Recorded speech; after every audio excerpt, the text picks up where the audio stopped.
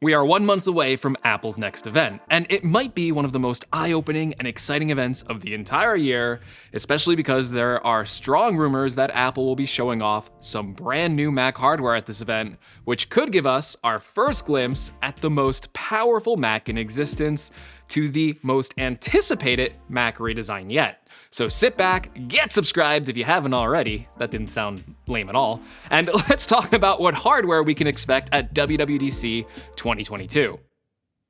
I really wish I could edit that out, but I won't. All right, first of all, let me preface this by saying that WWDC is traditionally a software event, and that new hardware is not a guarantee at this event. However, let's take a look back at our good old Apple history book, because there have been a few instances in the past few years where Apple has shown off new hardware at this event. The last time Apple did this was in 2019, where they showed off the long-awaited Mac Pro, which featured a new design that was now expandable and upgradable, especially compared to the 2013 trash can Mac Pro, which was pretty limited in how you could upgrade it. Before that, WWDC 2017 also featured a new hardware announcement, and you guessed it, it's the HomePod! The HomePod? Wait, the HomePod? That can't be right. Oh yeah, wow, they actually announced the original HomePod at WWDC. Well, that's something, but more importantly for that year, Apple also showed off the 2017 iMac Pro. Are you sensing a pattern here?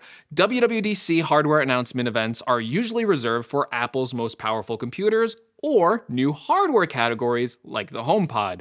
With this in mind, it's easy to assume that with only a few months left on Apple's original 2-year time frame to transition over to Apple Silicon, that there is a very, very good chance that WWDC 2022 will follow 2019 and 2017 as being the year where Apple shows off their most powerful Pro computer, the new Mac Pro. In fact, we already know that this is the last computer that Apple has to transition over to Apple Silicon to meet their transition goal, because at the last Apple March event, Apple gave us a rare admission that they were working on a new Mac Pro. So I fully expect to see a new Mac Pro at this event.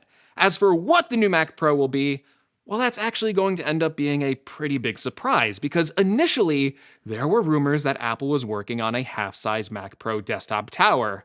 However, with the recent release of the Mac Studio, it's hard to know if those rumors of a smaller Mac Pro were in reference to the Mac Studio or if they were actually meant for the full-size Mac Pro. With that being said, I think some sort of size reduction would be fair to speculate on, given the efficiency of Apple Silicon over the existing Intel chipsets.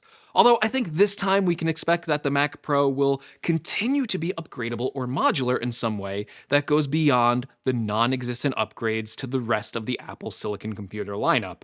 Why do I think that the Mac Pro will be upgradable? Well, that's actually because of the Mac Studio. I feel like Apple has already given us a version of a Pro desktop computer that is housed in an unupgradable box, and if the Mac Pro was also going to feature no user accessible expansion or upgrades, there wouldn't be much reason for this new desktop to be in the lineup.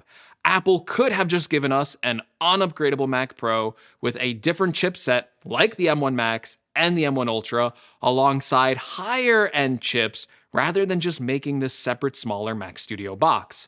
I also look at the given limitations of Apple Silicon. At best, I think we can expect that the dual M1 Ultra chip, the highest end chip that will be in the Mac Pro, to have a maximum of 256 gigabytes of unified memory. That wouldn't be enough to replace the maximum amount of RAM on the current Intel Mac Pro, which can go all the way up to 1.5 terabytes of memory.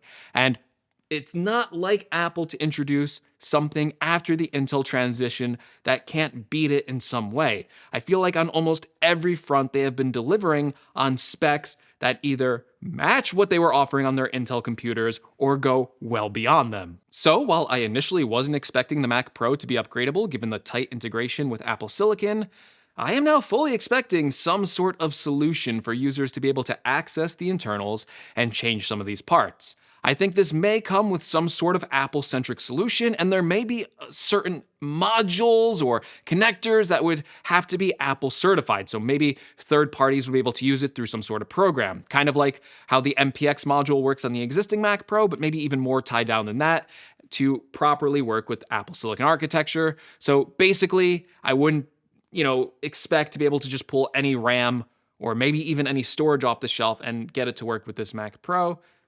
But maybe it'll be more open than I'm thinking. So think of it like additional pools of storage or memory. I think that will definitely be able to be added on to this Mac Pro. But I also think that there will still be unified memory tied to the M1, or rather the M2 chip itself. The one thing I am not sure about is if these new Mac Pros will be able to use dedicated third-party graphics cards. This is one of the biggest advantages to going with a dedicated desktop system, and the current Mac Pro can use more than one graphics card at a time to get additional performance. So there's a chance that Apple could keep this feature.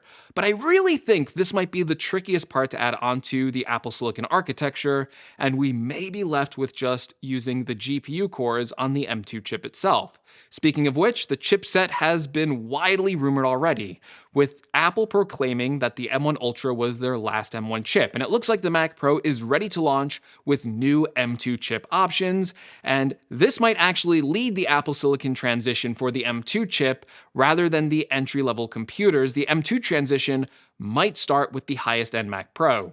Rumors for the new M2 chipset are pretty wide-ranging, with Mark Gurman from Bloomberg, who has nailed down the specifics on basically all the chips up until now, basically saying that the M2 Ultra will go with the same 64 GPU cores as the M1 Ultra. However, while this Mac Pro may start with M2 Ultra configurations, it will feature an even more powerful chip than that M2 Ultra, which many people are calling the M2 Extreme.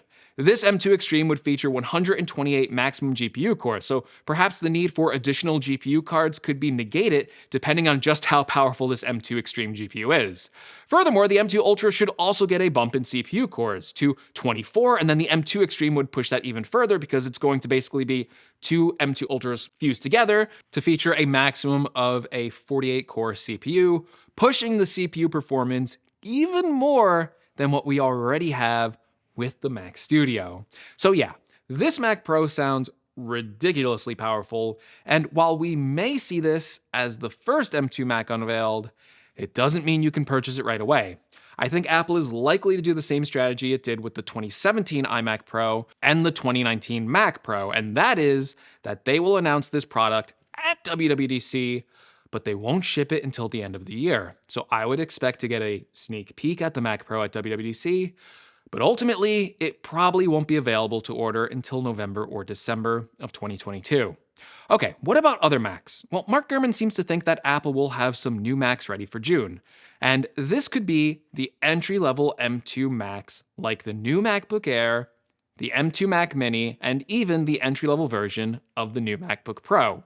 Personally, while I think Apple usually wouldn't launch these products at a WWDC event, I do think the time frame is right for these upgrades. Apple hasn't updated any of these products since November of 2020, and these types of Macs sell really well during the back-to-school season, which comes up right after WWDC. So a summer release for these products just makes sense. And if they're ready to be sold, there's no reason to hold these products back for an artificial release in September, especially with all the supply chain disruptions Apple is already seeing for other products. So there's a good chance we can see these announced at or around WWDC 2020.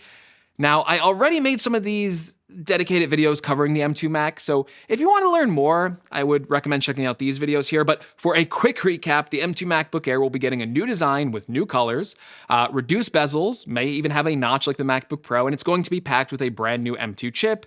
It will be the biggest redesign of the MacBook Air ever. It's going to be even lighter and smaller than the current MacBook Air, and I feel like it's just going to be in between the size of the 12-inch MacBook and the current 13-inch MacBook Air. So I think that is going to prove to be a very, very popular laptop upgrade, and honestly, I think this is the most anticipated Mac of the entire year. There's not too many rumors about what kind of upgraded designs we can get for the new M2 Mac Mini or the new M2 MacBook Pro, but at least we should be expecting to get a bump up to the M2 chip, which should feature faster CPU and GPU cores over the existing M1 chip and should provide a nice performance boost that all users will probably see noticeable benefits from. All right, but yeah, those are the Macs that I would expect to see at this year's WWDC event, with the Mac Pro being very likely, and the entry-level M2 Macs like the MacBook Air being a strong maybe. But if you found this video helpful, be sure to give me a like. If you want to see more, make sure you subscribe to the channel. And as always, thank you so much for watching, and hopefully I will see you all in the next video. Take care, everyone.